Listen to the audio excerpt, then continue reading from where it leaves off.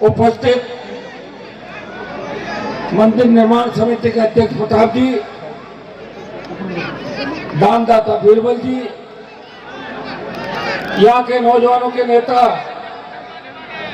पूर्व प्रधान ताराचंद जी, पूर्व अध्यक्ष भाई मदन जी, श्री राम, शिखर से महेंद्र जी, सीताराम जी, सम्मानित मंच, उपस्थित मौजूद बुजुर्गों, नौजवान साथियों और हजारों हजार की संख्या में उपस्थित मातृशक्ति, मेरे छोटे भाई, सबका मैं इस दालमान के ऐतिहासिक कार्यक्रम में अभिनंदन करता हूं। आप सबका मैं हृदय से आभार प्रकट करता हूं कि रात की 1 बजे भी, 1:30 बजे भी वही जोश है जो 9, साढ़े 9, 10 बजे था। मैं आपको इतना ही विश्वास दिलाता हूं, एक नई क्रांति इस राजस्थान की धरती पे शेखावटी और मारवाड़ अंचल से आ चुकी है। भाइयों, ये वही इलाके हैं जहां 15 साल पहले किसी और का दबदबा हुआ करता था। ये वही इलाके हैं जहां तेजा जी के जयकारे के साथ आप लोग आगे बढ़ रहे हैं, सत्ता के सिंहासन की ओर बढ़ रहे हैं। मुझे याद है 2022 का उपचुनाव जब मैं दालमान के अंदर आया था, आपने भारी वोट राष्ट्रीय लोकतांत्रिक पार्टी के उम्मीदवार को दिए और 47,000 से ज्यादा वोट आरएलपी को 2022 में आपने डाले थे। एक परिवर्तन का आगाज चूरू की धरती से किया। सुजानगढ़ के अंदर 21 के चुनाव में सीताराम जी बैठे, 30,000 35,000 के लगभग वोट आपने आरएलपी को डाला। 66 साल बाद वीर तेजा जी के जयकारे के साथ एक पार्टी का निर्माण किया आपके भाई ने, आपका सम्मान देश के अंदर बढ़ाया। और जब देश में किसान कौम को आवश्यकता पड़ी तो हरियाणा, उत्तर प्रदेश, पंजाब और दिल्ली के किसान नेताओं से पहले मोदी की सत्ता को ठोकर मार के अपने भाइयों के लिए कोई सड़क पाया, नागौर के साथ। जब सेना को ठेके में दिया, कोई नहीं बोल रहा था। जोधपुर में 2 लाख जवानों की रैली, झंडे के साथ आंदोलन करके लोकसभा में कहा कि हम वही हैं, उसी कौम से आते हैं जिसने बार बार दिल्ली पे कब्जा किया, जिनका राज रहा और जिन्होंने मोहम्मद गजनी और गोरी का दिमाग ठीक किया था 1000 साल पहले। प्रधानमंत्री जी, अगर सेना का ठेका निरस्त नहीं किया तो दिल्ली के अंदर नौजवान घुस जाएंगे। मैं आपको विश्वास दिलाता हूं कि चूरू, नागौर, सीकर, गंगानगर, हमारे तमाम झुंझुनू और शेखावाटी, मारवाड़, भरतपुर से लेकर तमाम इलाके जहां सबसे ज्यादा बच्चे हमारे सेना के अंदर जाते हैं, सिर्फ किसान आंदोलन के अंदर मोदी की हार का बदला लेने के लिए प्रधानमंत्री ने सेना को ठेके में दिया, हमारे बच्चों के हितों पे कुठाराघात किया। कभी बर्दाश्त नहीं करेंगे। एक बड़ा आंदोलन राजस्थान की धरती से चालू करेंगे और दिल्ली को घेर लेंगे। दिल्ली घेरने तो आसान है। अभी जैन जी दिल्ली में बैठा था जंतर मंतर पे। राजस्थान का कोई नौजवान अगर जैन जी की मदद के लिए गया, नागौर का सांसद आपका भाई उन बच्चों की मदद के लिए जंतर मंतर पे गया और पार्लियामेंट के अंदर मोदी सरकार को जबरदस्त तरीके से यह आभास दिलाया कि अब देश का नौजवान आपकी चिकनी चुपड़ी बातों में आने वाला नहीं है। भाइयों, पार्लियामेंट जब चलती है आप देखते हैं लोग अपनी अपनी पार्टी का जयकारा लगाते हैं, लेकिन किसान कौम का जयकारा अगर कोई लगाता है, मुझे याद है जब मैं चुन के गया था, मैंने वीर तेजा जी महाराज का जयकारा लगाया। उस समय मोदी की पार्टी में एनडीए अलायंस के अंदर था, पार्टी मेरी थी, मैं उनका पार्टनर था। तब प्रधानमंत्री मुझे बोले कि हु इज तेजा जी, उसी प्रधानमंत्री को खरनाल में नाक रगड़वा दी, ये है तेजा। मेरी तरफ से प्रयास में कोई कमी नहीं रही। जान हथेली पर रख के अगर चूरू को आजाद करने के अंदर भी सबसे बड़ी भूमिका है, इतिहास में पीछे चले जाओ, अगर चूरू को आजादी दिलाई वो नागौर के सांसद की लंबी लड़ाई का परिणाम है कि चूरू का नौजवान भी आज सीना ठोक के चलता है कि हमने ठीक कर दिया उन नेताओं को जो किसान कौम की मजाक उड़ाते थे। हर जगह कई लोग तो आए 13, 18 और 23 के अंदर, वो आके और आपको न्याय कह रहा है भाई शहीद हो गया, और जबरन कमिश्नरेट की पुलिस बॉडी को ले जा रही थी। मैं वहां पहुंच गया, पुलिस भागी, सारी मांगे मनवाई, और मेरे पास कोई देखो पॉलिटिकल पार्टी के अंदर मैं चंदा चपटा नहीं लेता आज तक, आपने देखा होगा कि सारी पार्टी चंदा इकट्ठा कर रही है। हमसे तो कम्युनिस्ट ही ठीक है, दुनिया भर का चंदा उनके पास। बताओ, मैंने कहा गजब हो गया। चीन रशिया की बात करते, चंदा भी इनका बहुत ज्यादा। मैंने अभी चंदा क्राउड फंडिंग नहीं की है, इसीलिए अब आप कह दोगे हाँ ऐसे अगर कोई मेरी मदद करते था मंच पे वो अलग है, लेकिन क्राउड फंडिंग मतलब पार्टी फंड में चंदा लेना। जिससे इलेक्ट्रल बॉन्ड से चंदा लिया, भारतीय जनता पार्टी तो गाय का मांस निर्यात करने वाली कंपनी से भी चंदा ले लिया बीजेपी ने, और ये हालात कांग्रेस पार्टी के। लेकिन आपने आरएलपी का अभी तक नहीं देखा होगा कि आरएलपी के खाते में कोई चंदा नहीं। और क्या चाहते हो आप मेरे से? मेरी जान बाकी है।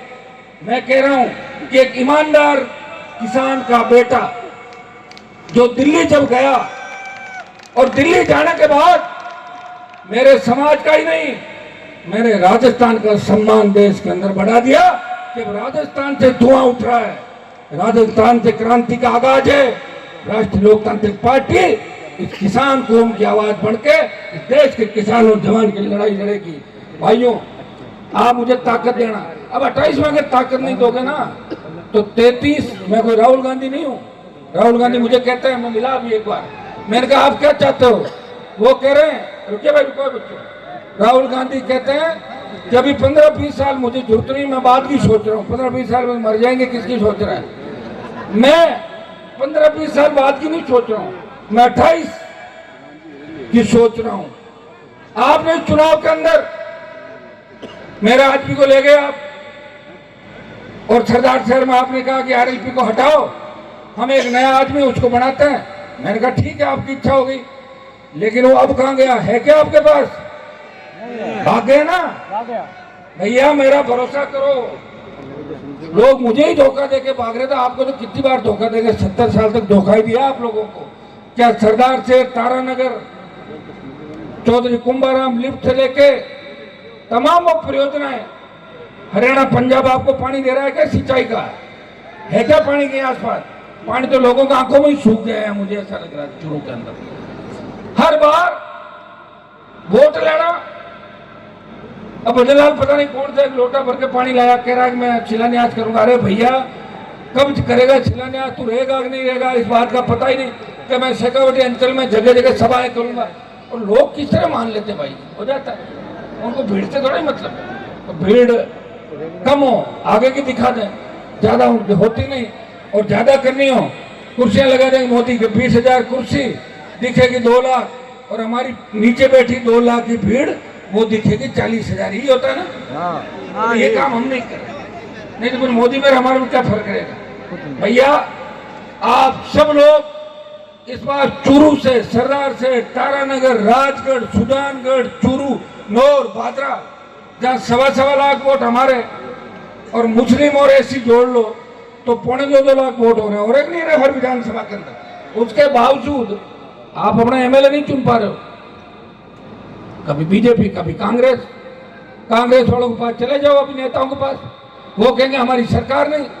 और सरकार होगी जब पेपर लीक और चोरी करने में उनको फुर्सत नहीं मिलेगी, और नहीं फिर बीजेपी कहेगी हम करेंगे। अब आगे भारतीय जनता पार्टी पाताल से ढूंढ लेंगे पेपर माफिया को। मिल गया क्या पेपर माफिया? कहाँ है? और 2-4 तो कोई भी पकड़ के खाना पूर्ति कर लेता। अगर आप चाहते हो कि राजस्थान में आपकी बहन बेटियां रात को 12-1 बजे भी सुरक्षित महसूस करें जैसे घर के आंगन में, तो राष्ट्रीय लोकतांत्रिक पार्टी की सरकार बनाओ। सरकार कैसे बनाओगे? ये 22% आबादी, शेड्यूल कास्ट, मुस्लिम, अन्य दलित, शोषित, पीड़ित तबके को साथ रखे एक चीज देखेगी कि हमें हमारी तीसरे विकल्प आरएलपी को मजबूत करना है। मैं लड़ाई मेरे लिए नहीं लड़ रहा हूं, मैं आपके लिए लड़ रहा हूं। मेरे लिए लड़ता तो वसुंधरा से मेरा जमीन का झगड़ा नहीं था। मैं भी वसुंधरा के साथ 3 में सेटलमेंट करके 8 में वापस गहलोत के इधर जैसे रोज लोग पूछते हैं 3-4 बार मंत्री बन जाता। मेरी जवानी मैंने इस कौम के खातिर बर्बाद की है, पूरे देश की। याद रखना इस बात का। 28 में अगर वोट नहीं दिया तो 33 में कोई वोट मांगने के लिए आपके बीच इस तरह लड़ाका आएगा नहीं दोबारा। इस बात का विशेष रूप से ध्यान रखना। एक ही चीज तय कर लो कि जैन जी जब दिल्ली को झुका सकता है तो यहाँ तो जैन जी के साथ सारा ही जैन बैठा है। सन 70 के अंदर पैदा हुए थे, 60 के अंदर हुए, उससे लेके अभी तक 25 तक देख लो, अलग अलग समय के अंदर अलग अलग हमारी आबादी रही। भाइयों उठो, खुद के लिए कुछ करो। रात को 2 बजे क्या गहलोत आएगी क्या भाषण देना, या वसुंधरा आ सकती है 2 बजे धक्के खा के? पायलट आ सकता है कि 9 बजे डर के सो जाता है, धूप में कहता है कि मेरी चमड़ी है ना काली हो जाएगी, डॉक्टर ने कहा है। ऐसे लोग तुम्हें नहीं संभाल सकते। और यहाँ फिर भजन लाल जी की तरह समोसा खाने वाला ही चाहिए तो करने दो, मुझे क्या करना है यार। मैं तो 28 तक लड़ाई लड़ूंगा और 28 के बाद जब रिजल्ट आएंगे मैं क्या दूंगा, भैया अच्छे रिजल्ट नहीं आए इसलिए मैं भी थोड़ा सा डगमगा जाऊंगा। और थोड़ा सा आप भूल भी जल्दी जाते हैं। काम होने चाहिए लोगों को, मैंने देखा है लोग काम के लिए क्या क्या करते हैं। लेकिन मैं तो आपको ये भी संदेश देता हूं कि कांग्रेस बीजेपी ने धोखा दिया। 60-50 पाव आया, गृह मंत्री भी नहीं बनाया। तो आप इन पार्टियों को धोखा दो, काम निकलवाओ इनसे, अंदर घुस जाओ, इनको खोखला करो और खत्म कर दो। करोगे कि नहीं करोगे? करेंगे। हाँ तो बस समझ जाओ सारी बात, तब तो है मजा। और मैं इसमें करते रहो, कौन पूछेगा भाई। मेरी लड़ाई तो जब भी मैं छोड़ भी दूंगा ना तो लोग कहेंगे कि 25 से 30 साल लड़ाई लड़ी थी राजस्थान में हनुमान बेनीवाल ने, लोगों को जगाया, माफिया को ठीक किया, भागे, हमें चुनौतियां देने वाले। और अगर कोई बचे हुए, मेरा तो 48 घंटे का 24 घंटे का भी टाइम आ गया ना, एक साथ इकट्ठा करके और सारा काम हो जाएगा। आप चिंता मत करो, वो सब काम होंगे जो आप लोग चाहते। मुझे याद है कि चूरू के अंदर मैं अखबार में जब पढ़ता हूँ कि हमारे समाज का बच्चा हमारे समाज के बच्चे के सीने में गोली मार रहा है, छोटी सी बात के लिए, या किसी की टूल बन के किसी के इशारे पे हमारी कौम के बच्चे हमारी कौम का ही खून मारेंगे। इससे आप अंदाज लगा सकते हो कि हम कितने सीधे हैं। कोई धर्म, कोई पंथ अगर आया, हमने पकड़ लिया उसको फटाक से, जोड़ लो तो आप संख्या अलग है, कहने की जरूरत नहीं। हर पंथ, 10 पंथ बता दो जिनकी शुरुआत जाटों से हुई, उन पंथ में सबसे पहले जाट आए और 99% जाट ही गए। तो भाइयों ये बड़ी वाली हमारी जाति है, लोग कोशिश करेंगे, लेकिन जाट के साथ जब तक एसी मुस्लिम ये मोर्चा मीणा मालिका नहीं बनेगा तब तक आप सत्ता में नहीं आओगे। पहले आप लोग सत्ता में थे, अब देखो माता है, मैंने बोर होने लगे, सही लंबा हो गया मेरा भाषण, ये जा रही सारी टाइम बहुत लग गया। अच्छा आज जो टाइम लगा है उसमें मेरा दोस्त नहीं, मैं तो सरदार से तो आ गया था। शायद ताराचंद जी कितने बजे आया था? 9 बजे आ गया था। 9 बजे मतलब 10 बजे आ जाना चाहिए, लेकिन वहाँ भी कार्यकर्ताओं का सम्मेलन, फिर लंबे समय से आया, लोगों का प्यार, और मुझे पता था कि आप बैठे रहोगे मजबूती के साथ। और आज आपने छापर का जो कार्यक्रम था, उस दिन छापर के प्रोग्राम के अंदर बड़ा मजबूत कार्यक्रम था, 20,000 से ज्यादा संख्या में जवान थे। कभी ऐसा प्रोग्राम छापर के अंदर नहीं हुआ। योग सहयोग की बात है, बच्चे ज्यादा उत्साहित थे, वो मेरे पास आना चाहते थे, भाग भाग के समझ नहीं रहे थे, मेरा मूड ऑफ हो गया, मैं चला गया। लेकिन बाद में बड़ा पश्चाताप हुआ मुझे कि मुझे ऐसा नहीं करना चाहिए, ठीक नहीं लगता, अकेला व्यक्ति परेशान हो जाता हूँ। इसलिए मैंने घोषणा की वहाँ सरदार शहर में कि दोबारा छापर जाऊंगा और हेलीकॉप्टर लेके जाऊंगा और छापर में दोबारा सभा करूंगा। अपने सरदार शहर यादें आज भी मुझे अच्छी तरह याद है। जब मैं निकलता था रात की 2-2 बजे तक आप मेरा इंतजार करते थे। मैं आपके बीच नया था, लेकिन फिर भी आपने मुझे प्यार आशीर्वाद दिया। विश्वास दिलाता हूँ कि आपके बच्चों के भविष्य ठीक करने के लिए पूरी ताकत के साथ लड़ाई लड़ेंगे। अंतिम लड़ाई जरूर है, लेकिन इस बार रिजल्ट आएगा, चिंता नहीं करें। अब की बार आप लाखों लोग मेरे साथ हो और निश्चित रूप से आरएलपी मजबूत स्तंभ के रूप में इस राजस्थान में तीसरे मोर्चे के रूप में उभर के आएगी। अभी पालिका पंचायत के चुनाव है, मैं आपसे आह्वान करूंगा कि एक नौजवान पूरे गांव को बदल सकता है, या हर गांव में 100 नौजवान आरएलपी के अपने आप बैठे। मेरे पास एक पैसा नहीं, लेकिन कितनी बड़ी रैली आप करते हो। मैं साल में 2-3 रैली करता हूँ। कितनी गाड़ियाँ लेके आते हो भर भर के और वापस चले जाते हो। और तेजाजी महाराज की कृपा से इतना प्यार शायद किसी को राजस्थान में नहीं मिला जितना आपने मुझे दिया। और उसी का परिणाम है कि उत्तर प्रदेश, हरियाणा, दिल्ली और मध्य प्रदेश, महाराष्ट्र, गुजरात तक हनुमान बेनीवाल को लोग प्यार करते हैं। और मैं भी तमाम देश के जो भी मुद्दे हैं उनको मजबूती के साथ उठाता हूँ। और आपके हर वर्ग की लड़ाई में लड़ रहा हूँ, चाहे मजदूर वर्ग हो, चाहे व्यापारी हो, चाहे दूसरे किसान जवान, चाहे दूसरा तबका हो, मैं उनकी लड़ाई मजबूती के साथ लड़ता हूँ। अभी 2 बजे आपके बीच हूँ, 11 बजे लोकसभा में देखोगे मुझे आप। 25 साल हो गई, कब रात हुई कब दिन हुआ, आपके लिए लड़ता रहा। और लड़ते लड़ते जो नागौर, जोधपुर, जहाँ नेता मिलते नहीं थे लोगों से, अपनी अलग चलाते थे, नई मुख्यमंत्री के बराबर की दुकान है, उनको भी ठीक किया। लोगों को, मैं जिस नागौर क्षेत्र से आता हूँ, मैं वहाँ की एक छोटी सी बात आपको बताऊंगा। जब मैं 98 के अंदर आया और 18 तक 4 कॉलेज थे नागौर जिले में सरकारी, पूरे डिस्ट्रिक्ट, जो इन्होंने अलग नया बनाया। पहले पूरा जिला एक था। 7-8 साल के अंदर 17 से लगा के 26 तक 20 नए सरकारी कॉलेज और खुलवा दिए। कितने? 7 साल में 20 और 60 साल में 4। इससे अंदाज लगा सकते कि कोई व्यक्ति काम करना चाहता है। मैं किसी गांव के अंदर जाता हूँ, बच्चे मुझे कहती है 12th स्कूल कराओ, कॉलेज खुलाओ, सब्जेक्ट खुलाओ, हम पढ़ना चाहते हैं। मैं पूरा प्रयास करता हूँ। और सरकार किसी की भी रहती है, 6-8 महीने, साल भर मेरी चल जाती है। और जब मेरी चलती है तो इतने छक्के चौके मारता हूँ कि सारा 4 साल का बराबर कर देता हूँ। अपना काम होता है, कभी तो काम हुआ। कई बार काम ज्यादा होना भी घातक है। क्यों सर, में ज्यादा काम हुआ वो फीलिंग अलग लगे। और भैंस वाला को जिता दिया मेरे सामने, बताओ। 25,000 खराब कर दिया, जिता दिया। उसकी रील देखते हो नहीं देखते? देखते हैं, आता है। क्यों? वो तो कहता मैं ट्रम्प से बात करता हूँ सीधे। ट्रम्प से करने से क्या होगा? कह रहा मेरी ट्रम्प से बात हुई है। खीरा खा गया। ट्रम्प ने भैंस लेके बुलाया, भैंस लेके आया। भैंस के साथ भैंस का काम भी करो साथ साथ। तो भाइयों, लंबी थोड़ी बात नहीं कहूँगा। रालमान के अंदर आप सबने मेरा स्वागत सत्कार किया, जो जोशीले अंदाज में नारे लगाए, सम्मान किया। पूरी सड़कें जाम थी। मैं विश्वास दिलाता हूँ मैं आपके लिए अंतिम समय तक लड़ूंगा। जहाँ किसान कौम का पसीना बहेगा, हनुमान बेनीवाल खून दे के भी आपके पसीने का हिसाब चुकता करेगा। और बदलाव बहुत बड़ा है।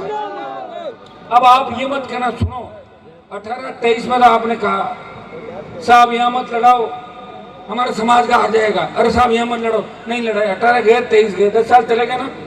अब ये मत कहना कुछ भी। अब तो राष्ट्रीय लोकतांत्रिक पार्टी का जीतने वाला उम्मीदवार कोई भी हो, उसकी जाति कुछ भी हो सकती है। तुम या तो ऐसा करो, तुम अपने समाज के लोगों को जिता के भेजते हो, उनका बॉस कौन है? कहीं तो गहलोत बॉस है, कहीं पायलट, कहीं वसुंधरा के भजनलाल। आप हो क्या बॉस उनके?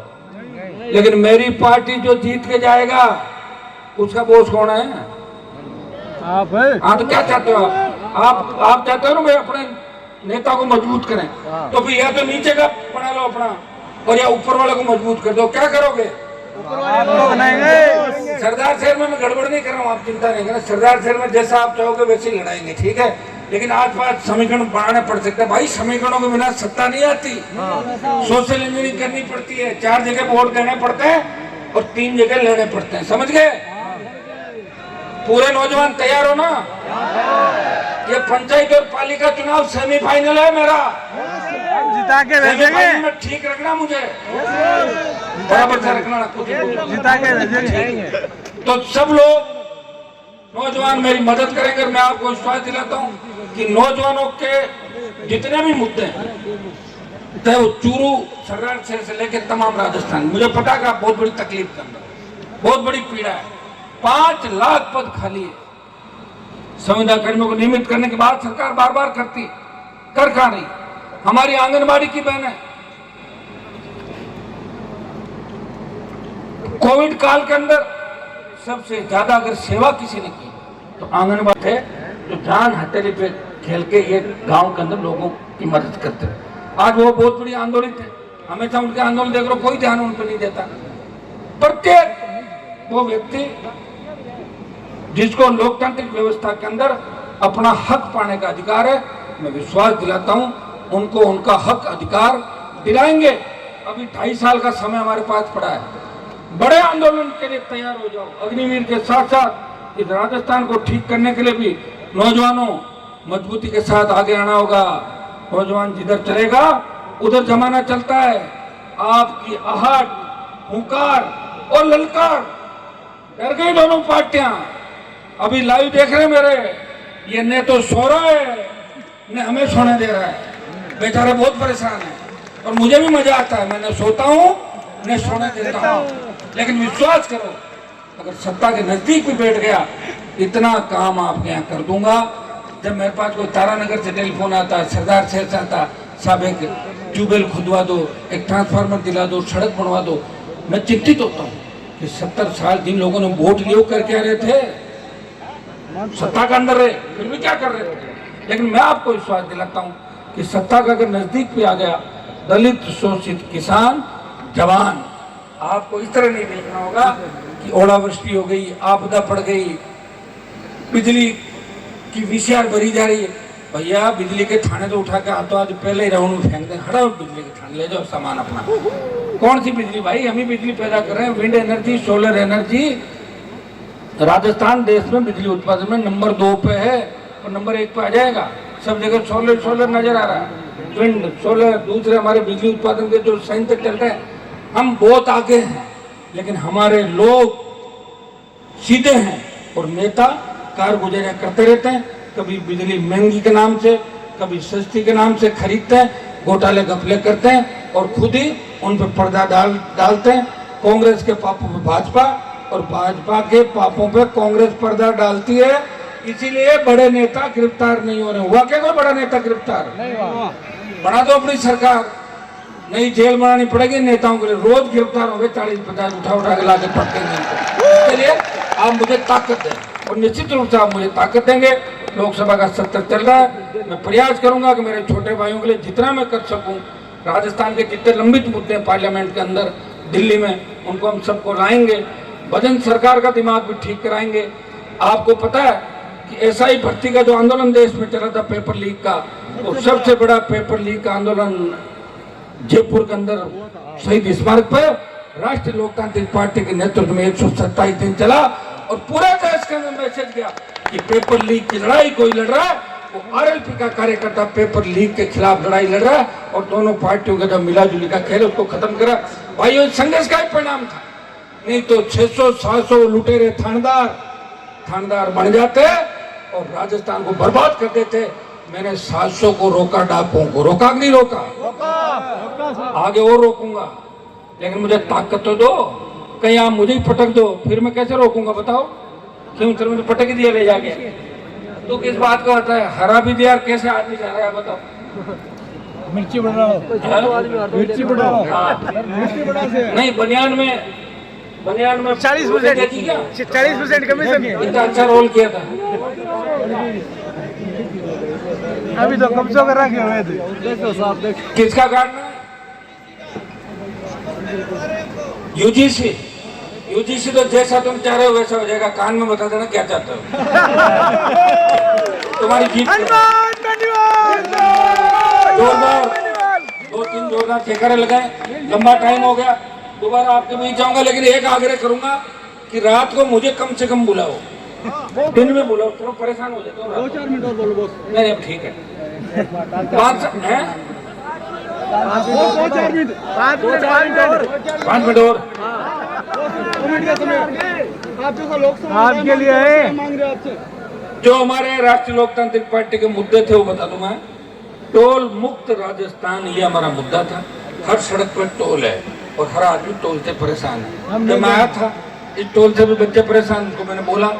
और नेशनल हाईवे और स्टेट हाईवे दोनों के आप देखते हैं कि टोल फ्री हो, सशक्त लोकायुक्त, जिसमें कोई MP MLA मिनिस्टर अगर भ्रष्टाचार करे, CM करे, उसके खिलाफ FIR और सीधा कॉग्निस ये ले सके। सशक्त लोकायुक्त की बात हम कर रहे हैं। एक खनिज नीति के अंदर बड़ा बदलाव सरकार करे, लगे हुए हम लोग। और निश्चित रूप से जब आवाज बन जाती है लाखों की तादाद में, जब आप बोलते हो सोशल मीडिया के माध्यम से हमारी आवाज को बोल देते हो, तो सरकार मजबूर होती है। हम ये कहते हैं कि खनिज नीति में बदलाव करें। सोना चांदी तांबा तेल गैस, ये तो सरकार के, और बाकी जिसके खेत में जो खनिज वो उस किसान का, चाहे 5 बीघा हो, 15 बीघा हो, 25 बीघा, उसकी माइंस भी बढ़ाओ और किसान को मजबूत करो। एक दूसरी जितनी भी कंपनियां यहाँ पे आ रही है, चाहे सीमेंट की हो, दूसरी हो, प्रदूषण फैलाती है। सस्ती रेट पे किसान से जमीन सरकार लेती है, चाहे भारतमाला, एक्सप्रेसवे, रेल, जो भी निकलती है, जमीनों के भाव है 25 लाख 30 लाख रुपए बाजार से, और वो देते हैं 5 लाख 4 लाख और 3 लाख रुपए। तो भाइयों ये चाहते हैं कि बाजार दर से जमीनों का अधिग्रहण करें। दूसरा है एलटी, और आपकी ये लाइन जो जारी है बड़ी 11 132 440 की लाइन है, 220 की, बड़े टावर जो LTST, इसके अंदर मुआवजा सरकार कम दे रही है। पार्लियामेंट के अंदर हम बात करेंगे। हम चाहेंगे कि किसान जितना चाहे उसे उतना मुआवजा दो, क्योंकि जिस खेत से ये 2 पोल निकल जाते हैं उस खेत को बर्बाद करते तो अनाज होता ही नहीं। तो ये आम किसान की मांग है जिस पर सरकार ध्यान नहीं देती। एक आग लग जाती किसी घर में, खलियान में, पुराने मापदंड है, ज्यादा से ज्यादा जोर मारो तो उसको लाख रुपए मिलते थे, 1 करोड़ का नुकसान हो जाए, इतना ही मिलता है आग लगने के उसके अंदर। इनको मापदंडों को चेंज करके आज के हिसाब से ऐसी आपदा के समय सरकार विशेष रूप से ध्यान रखे। ये मामला भी पुरजोर तरीके से उठाएंगे, इतना ही विश्वास मैं आपको दिलाता हूँ। जो भरोसा आप मेरे पर कर रहे हो उस भरोसे को कभी नहीं तोड़ूंगा, आपका साथ दूंगा, आगे खड़ा मिलूंगा और पेड़ दिखा के नहीं भागूंगा, इतना विश्वास मैं आपको दिलाता हूँ। बहुत बहुत आपको धन्यवाद। जय हिंद। 2-3 जोरदार जयकारे लगाए। भारत तेजाजी महाराज की, राष्ट्रीय लोकतांत्रिक पार्टी जिंदाबाद, जय जवान जय किसान। धन्यवाद। पहले जाना 8-3-98 की तरफ, तब आपको लगेगा कि छोटे भाइयों की अंगुली पकड़ के उन्हें राजस्थान की विधानसभा और आंदोलन, लोकतांत्रिक तरीके से आंदोलन, और एसपी कलेक्टर आईजी से बात करना और सड़कों पे इस राजस्थान के तमाम बड़े अधिकारियों को जब चाहा रात को 2 बजे पे बुलाने का अगर काम किया तो नागौर के सांसद ने आपका सम्मान देश के अंदर बढ़ाया। भाइयों, जब देश की पहलवान बेटियां जंतर मंतर पे न्याय के लिए उम्मीद लगा के बैठी थी कि हमारा कोई भाई आएगा, उस बाहुबली का विरोध करेगा, लेकिन उस बाहुबली का विरोध करने के लिए कोई सांसद और मंत्री जंतर मंतर नहीं पहुंचा। उस बाहुबली को चुनौती अगर किसी ने दी तो नागौर के सांसद तेजाजी के भक्त ने कहा कि हम सबसे बड़े बाहुबली है, तेरा दिमाग ठीक कर देंगे, और ठीक कर दिया। पहलवान बेटे को भाइयों, अब उठा के इतिहास में जाओगे। इस राजस्थान में हुंकार के माध्यम से इस देश के तमाम बड़े नेताओं की रैलियों का रिकॉर्ड किसी ने तोड़ा। राजस्थान के धौलपुर से बाड़मेर और डूंगरपुर से गंगानगर तक अगर किसान के बेटों को एक करके तेजाजी के जयकारे के साथ एक जगह बैठना, लड़ना और आपसी झगड़े छोड़ के सत्ता के सिंहासन की ओर बैठना सिखाया और अपने लोगों का ध्यान रखा। तारानगर के चुनाव के अंदर ध्यान रखा कि नहीं रखा? हाँ, तो मैं समझदार बन जाओ। रखा था, मैं नहीं ध्यान रखा था। और जो ऊंचे होकर चलते थे चौड़े चौड़े, उनकी गर्दन में नहीं झुकाई नीचे राजस्थान का। ये समझ नहीं सकते। और वसुंधरा राजे को 7 समंदर पार उसके दोस्त ललित मोदी के पास मैं नहीं भेजा था 7 समंदर। लेकिन दुर्भाग्य से वसुंधरा तो चली गई, लेकिन भजन लाल का अवतार गलत हो गया राजस्थान के अंदर। ये आपको भुगतना पड़ेगा। देखिए, थोड़ा समय तक आप भुगतोगे, उसके बाद सब ठीक हो जाएगा। इस राजस्थान में आप देखिए कि भारतीय जनता पार्टी जिन लोगों के नारों के साथ सत्ता में आई, गाय, साधु, राम मंदिर का चंदा चोर लिया 3,000 करोड़ का। कहां गया वो चंदा? काम ले लिया पार्टी के लोगों ने। नारे लगाते हैं लोकसभा में कि चंदा कहां गया? बीजेपी के दफ्तर में, बीजेपी के वही चला गया चंदा, और कहां से जाएगा? देश के तमाम लोगों की आस्था पे चोट। चंदा हमने भी दिया था, मुझे याद में कॉलेज में पढ़ता था। गांव में जब ये जोड़ी लेके चंदा मांगते थे ये लोग, अपने लोग सब देते थे, और राम जी के नाम से सब राम राम करते हैं। हम तो राम राम करते हैं, हम पक्के धार्मिक लोग हैं, लेकिन किसी धर्म का विरोध नहीं करते। लेकिन चंदा चोरी के बाद एक मैसेज देश में गया, ये चंदा चोर कब धापेंगे। इन्होंने गाय को नहीं छोड़ा। भैराना के अंदर साधु संत आंदोलित थे, वो जमीन के अंदर, भूमि के अंदर वो समाधि रहना चाहते थे, उनके कोई नहीं छोड़ रहा था। जबकि साधु संतों ने हमेशा भारतीय जनता पार्टी का साथ दिया, साधु संतों के पक्ष में, और गायों को बचाने के लिए भैराना के अंदर लाखों लोगों के साथ आंदोलन किया, और जयपुर की भजनलाल सरकार के घुटने टिकवाए, और भैराना के अंदर साधुओं की जीत कराई। भरतपुर के अंदर आपने देखा होगा कि जाट आरक्षण के लिए अगर हुंकार भरी, हम दिलाएंगे आरक्षण हमारे भाइयों को। भरतपुर, धौलपुर सहित हरियाणा, उत्तर प्रदेश, उन तमाम 9 राज्यों को जिनमें स्टेट के अंदर आरक्षण है, लेकिन हमें दिल्ली के अंदर आरक्षण नहीं है। हमने ये भी कहा कि जाट के साथ साथ सिद्ध विश्नोई और हमारे उन भाइयों को भी आरक्षण दो जिनसे हमारा डीएनए का रिश्ता है, जो हमसे निकले हमारे भाई है, उनको भी दिल्ली के अंदर आरक्षण दो। भाइयों, इस प्रदेश के अंदर अगर किसान के सुई भी चुभती है, छोटे भाइयों को जरा सी भी तकलीफ होती है, सबसे पहले अगर सोशल मीडिया के माध्यम से आपके बीच अगर आवाज आती है, सरकार को चुनौती कोई देता है, मातृशक्ति को कोई तकलीफ होती है, हमारी बहन बेटी की तरफ कोई देखता है, तो हनुमान बेनीवाल और राष्ट्रीय लोकतांत्रिक पार्टी के हमारे छोटे भाई कूद पड़ते हैं उस आंदोलन के अंदर, और न्याय दिला के उठते हैं। बिना न्याय दिलाए कभी आज तक नहीं उठे। और हम जब लड़ते हैं तब ये नहीं देखते इस इलाके में हमें वोट मिलेंगे कि नहीं मिलेंगे, चुनाव लड़ेंगे कि नहीं लड़ेंगे। अभी